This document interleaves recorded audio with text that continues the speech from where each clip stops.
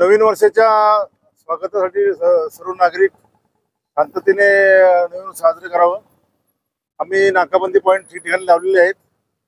कोणीही दारू पिऊन काही अपघात वगैरे घडू नये यासाठी नाकाबंदी लावलेली आहे। कोणीही नववर्ष स्वागत करताना हुल्लडबाजी करणार नाही, विनाकारण गाड्यावर फिरणार नाही आणि सर्व नागरिकांनी नवीन वर्षाचं स्वागत उत्साहात आणि शांततेने करावं यासाठी आम्ही सर्व ठिकाणी नाकाबंदी लावलेली आहे, ठिकठिकाणी पॉईंट लावलेले आहेत आणि पोलीस बंदोबस्त लावलेला आहे।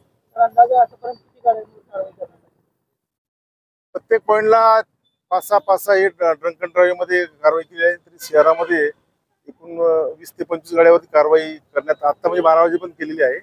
अजून सुद्धा ही कारवाई 2 वाजेपर्यंत चालू राहील। ती पाठेपर्यंत सुद्धा आमचा बंदोबस्त ठिकठिकाणी नेमण्यात आलेला आहे। काय आव्हान करणार सोलापूरकरांना? काय आव्हान सोलापूरकरांना हेच आव्हान आहे की नवीन वर्षाचं स्वागत शांततेने करावं।